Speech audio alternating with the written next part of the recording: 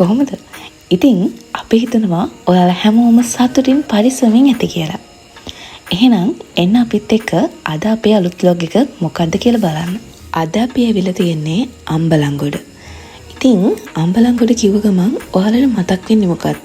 වෙස්මුණු නේද? එහෙනම් එන්නකෝ අපිත් එක්ක වෙස්මුණු කෞතුකාගාරයක් බලන්න යමු. ඉතින් අපි කෞතුකාගාරය බලන්න යනකොට එතන ප්‍රතිසංස්කරණ කටයුත්තක් තිබිච්ච නිසා අපිට මුලින්ම වර්ක්ෂොප් එකට ගිහිල්ලා එන්න සිද්ධ වුණා. ඉතින් ඒක නිසා අපි මුලින්ම බලමු වෙස්මුණක් කොහොමද හැදෙන්නේ, වෙස්මුණක පාට ගන්න කොහොමද, අන්න ඒ වගේ විස්තර ටිකක්. ඒක නෙමෙයි. ඔයාලා මේ තැන බලන්න එන්න ඉන්නවා නම් ඔයාලා ඒ කියන්නේ ගාල්ල පැත්තේ ඉඳලා එනවා නම් අම්බලන්ගොඩ ටවුන් එක පහුවෙලා කිලෝමීටරයක් විතර යනකොට වම් අත පැත්තෙන් ඒ කියන්නේ කීල්ස් එකට කලින් ඔය හම්බෙන වංගුවේදී තමයි මේ තැන තියෙන්නේ. ඉතින් ඔයාලා කොළඹ පැත්තේ ඉඳලා එනවා නම් කීල්ස් එක පහු කරාට පස්සේ ඒත් එක්ක මෙන වංගුව ළඟ තමයි මේක තියෙන්නේ. ඉතින් එතන හොයාගන්න කිසිම කරදරයක් වෙන්න ඕනේ නැහැ. පාර අයිනෙමයි තියෙන්නේ. ඉතින් ඔයාලත් ගිහිල්ලා බලන්න. ඔයාලට පුළුවන් හරිම ලස්සන එක්ස්පීරියන්ස් එකක් එතනින් ගන්න.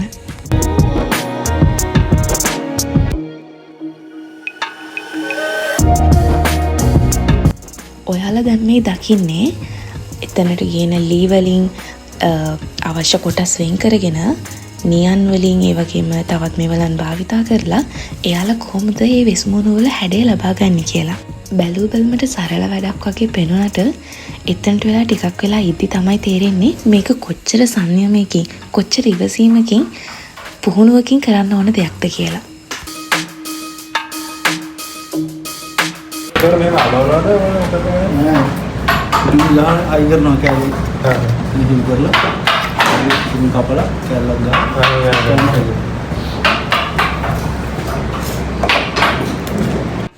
ඉතින් ඔයාලට පුළුවන් එයාලගේ වැඩවලට බාධා නොවන විදිහට ඔයාලට ප්‍රශ්න තියෙනවා නම් එයාලගෙන් අහලා දැනගන්න. එතකොට ඔයාලට දැනගන්න ආස දේවල් තියෙනවා නම් දැනගන්නත් පුළුවන්. ඉතින් අපිට වෙස්මුණු අල්ලලා බලන්නත් හම්බුණා.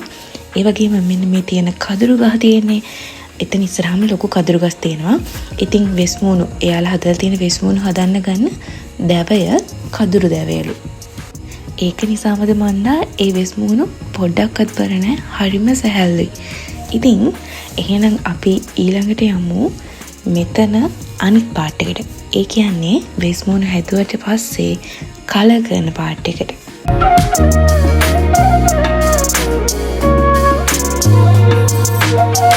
ඉතින් මෙතන හැම වැඩක්ම එයාලගේ අතින් තමයි එයාලා කරන්නේ. ඉතින් මෙතන කලර් කරන එක ඒ ඔක්කොමත් කරන්නේ අතින්. ඉතින් එයාලා භාවනාවක් වගේ හරිම ලස්සනට ඒ පාට ගැලපෙන විදිහට තෝරගෙන ඒ වෙස්මුණු ටික හරිම ලස්සනට පාට කරනවා.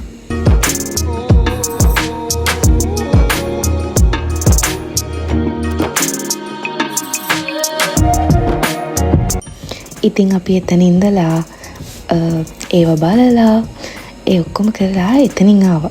මොකද අපි වුණත් එයාලගේ වැඩ කරන තැනට වෙලා එයාලට කරදර කරන එකත් හොඳ නැහැනේ. අනිත් එක අපිට තියෙනවා ලස්සන දේවල් බලන්න යන්න. ඔව් අපිට දැන් තියෙන්නේ වෙස්මුණු කෞතුකාගාරය බලන්න යන්න. තව දෙයක් එතන ගහලම තියෙනවා නිකරුණේ එයාලගේ එතන ගැවසිලා එයාලගේ වැඩවලට බාධා කරන්න එපා කියලා. ඉතින් ඔයාලත් මේ තැන බලන්න යනවා නම් එයාලා ගැනත් හිතලා ඔයාලා ගැනත් හිතලා ඒ දේවල් ඒ හරි විදියට සාමකාමී විදියට කරගෙන එන්න.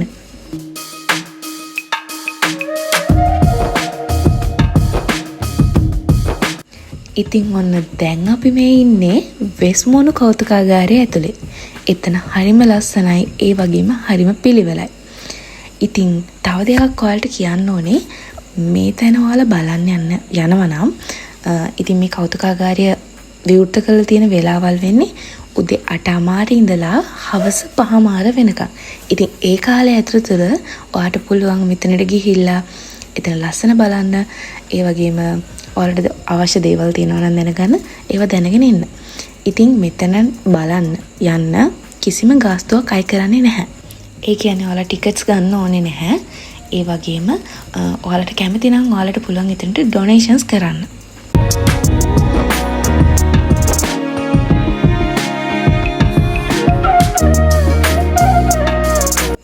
ඉතින් මේ කෞතුකාගාර පාත්වගෙන යන්නේ වෙස්මුණු කර්මාන්තයේ පුරෝගාමියෙක් වෙච්ච ආර්යපාල ගුරුන් වහන්සේ කියන මහතාගේ දරුවන් විසින්.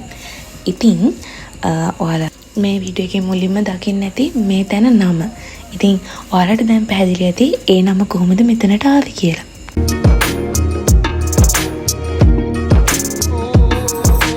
ඉතින් මෙතන බාල මහලු වැඩිහිටි කිසිම වෙනසක් නැතුව ඕනම කෙනෙක්ට යන්න පුළුවන් තැනක්. හැබැයි මම හිතනවා ඉස්කෝලේ යන වගේ වයස්වල ළමයින්ට මේ තැන ගොඩක් වැදගත් වෙයි කියලා. ඒ වගේම ඔයාලා ඕන කෙනෙක්ට බලන්න යන්න පුළුවන්. ඉතින් මොකද මෙතන රස විඳින්න නේ තියෙන්නේ. ඒ කියන්නේ එතන ගොඩක් විස්තර තියෙනවා. දැන් අපි එක එක කෝලන් නැටුම් මේ වගේ එක එක දේවල් ගත්තම ඒ හැම දේ ගැනම යාලා විස්තර කරලා ඒ තැන්වල දාලා තියෙනවා. ඉතින් ඒක නිසා අපිට පුළුවන් පහසුවෙන් මේ දේවල් ගැන දැනගන්න.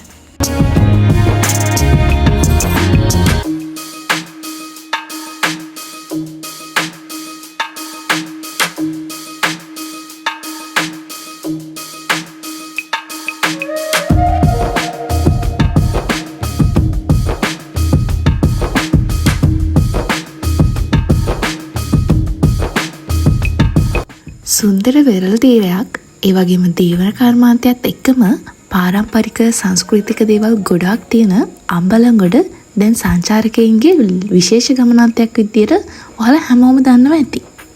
ඉතින් අපි දන්නවා ලංකාවේ එක එක පළාත් වලට එක එක ප්‍රදේශ වලට ඒවට ආවේනික දේවල් තියෙනවා කියලා. ඉතින් අම්බලන්ගොඩ ඇත්තටම ප්‍රසිද්ධ වෙස්මුණු වලට. එහෙමත් නැත්නම් රූකඩ වලට. ඉතින් ඔයාලා අම්බලන්ගොඩ ආවොත් අනිවාර්යෙන් යන්න ඕන තැනක් විදිහට මට රෙකමන්ඩ් කරන්න පුළුවන් මේ වෙස්මුණු කෞතුකාගාරය.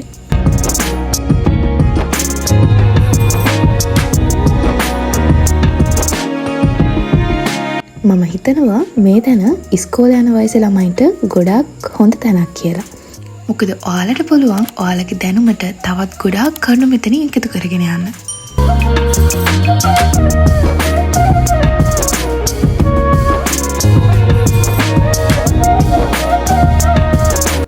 ඔයාලට පුළුවන් මේ තැන බලන්න ගියොත් Tamanට කැමති නිර්මාණයක් ඒ වෙලාවෙම ඇඳගෙන ඒකට යන වියදමත් ගෙවලා අරගෙන යන්න. ඒ වගේම ඒකට ඕන අමුද්‍රව්‍යත් මෙතනින් ගන්න පුළුවන්.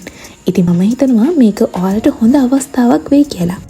මේ වීඩියෝ එක බලන ඔයාලා හැමෝම දන්නවා ඇති විවිධ රෝග ඇති කරන ලබන අමනුෂ්‍ය දෝෂ වලට ගොඩක් තැන්වල තොවිල් ඒ වගේ දේවල් තියෙනවානේ. ඉතින් ඔයාලා දන්නවා ඇති අමනුෂ්‍ය දෝෂ දුරු කරන්න පවත්වන 18 සනිය වගේ විවිධ නැටුම්. ඉතින් ඒ වලටත් මේ අම්බලන්ගොඩ ගොඩක් ප්‍රසිද්ධයි.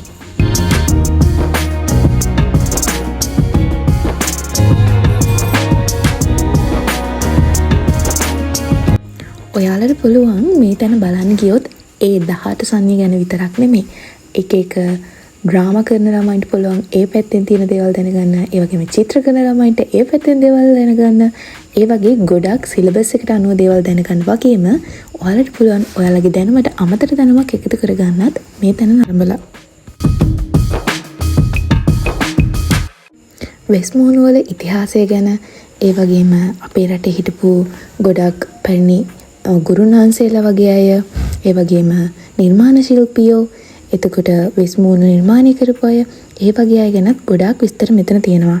අපි ගත්තොත් යාතු කර්ම එහෙමත් නැත්නම් ඔය තොවිල් අන්න ඒ වගේ වල ගොඩක් ෆොටෝස් ඒ වගේ දේවල් මෙතන තියෙනවා. ඉතින් ඔයාලට ගියොත් ඒවත් බලාගෙන ඉන්න පුළුවන්.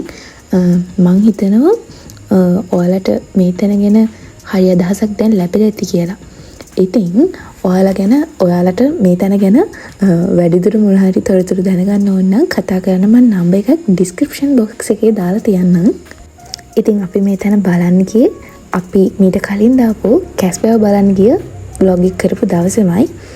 ඉතින් ඔයාලට පුළුවන් ඔයාලා අම්බලන්ගොඩ යනවා නම් ඒ අහුම්කල්ලේ තියෙන කැස්බෑ සෙන්ටර් එකත් බලලා යන්න. ඉතින් ඔයාලා ඒ vlog එක බලලා නැත්නම් අමතක නොකර ගිහිල්ලා ඒ vlog එකත් බලන්න. ඉතින් ඔයා මේ වීඩියෝ එකට කැමති නම් ලයික් එකක් දාලා කමෙන්ට් එකක් දාන්න වගේම අපේ අඩුපාඩුවක් තියෙනවා නම් ඒ ගැන කියන්නත් අමතක කරන්න එපා. ඉතින් ඔයා කැමති නම් ඔයාලට පුළුවන් අපිව subscribe කරලා තියාගන්න. එහෙනම් අදට අපි හිරෙන්නම්. Thank you for watching. Bye.